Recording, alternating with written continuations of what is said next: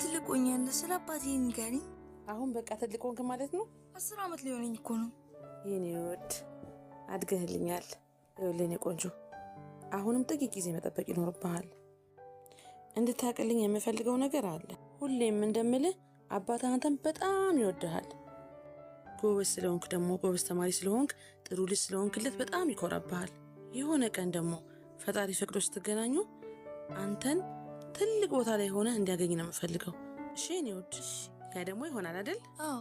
ቴንኪዩ፣ አመሰግናለሁ። ናልኝ የኔ ወድ። መጅሊስ ፍላጎት የልብ የሚያደርሰው ድርጅታችን ለቤት ውበትን የሚያላብሱ መጅሊሶች ምቾትን ከጥራት ጋር አጣምሮ ደረጃውን በጠበቀ ቴክኖሎጂ በመታገዝ አልሙኒየም እና ኤምዲኤፍ ደንበኞቹ በሚፈልጉት ዲዛይን መጅሊሶችን እያቀረበ የሚገኘው ኢትዮ ሳዳት አረቢያ መጅሊሶች ነን።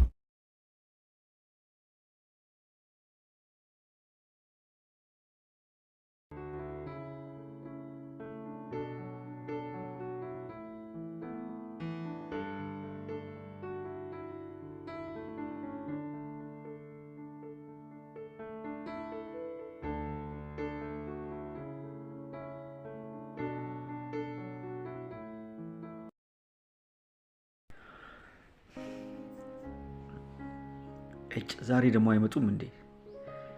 የልጁን ማንነት እስካረጋግጥ ድረስ እነሱን መከታተል አይሰለችኝም። ልጁን ብቻውን የሚሆንበትን አጋጣሚ ለማግኘትና ለመጠበቅ የቻልኩትን እሞክራለሁ። ግን ያ ልጅ የኔ ልጅ ይሆን? ከሆነስ ምንድን ነው የማደርገው? ራቢያ ያኔ ልትነግረኝ የነበረው። ስሚ ራቢያ፣ መጀመሪያ እኔ የምነግርሽ ነገር አለ፣ እሱን ስሚኝ።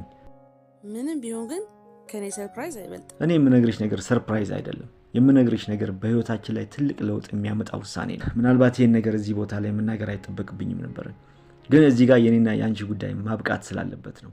ማብቃት? ምንም ይሁን ምን ለምንድን ነው ያልሰማሁት?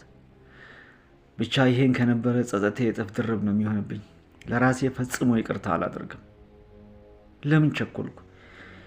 ቢያንስ ሰርፕራይዙ ምን እንደነበረ ሰምቻት ቢሆን ብቻ አላቅም። የተደበላለቀ ስሜት ነው እየተሰማኝ ያለው። ምን ማድረግ እንዳለብኝ አላውቅም። አሁን ላይ ግን ባደረኩት ነገር የራቢያን ፊት ለማየት አለመድፈሬን ብቻ ነው የማውቀው።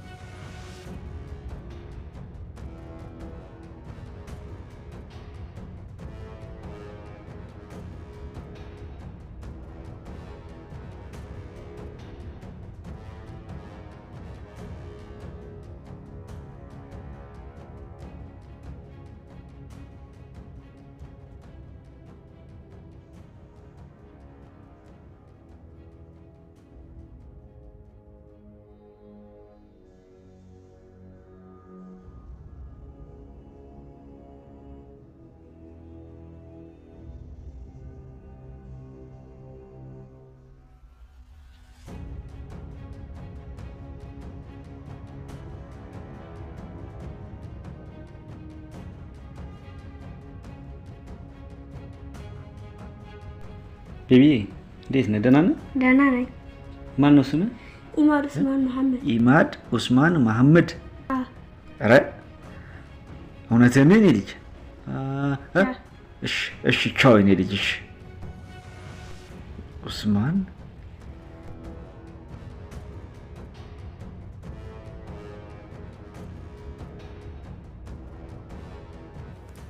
ሰው ከታገሰ ከሚስቱ ይወልዳል ሲባል ሰማሁ። ከታገሰ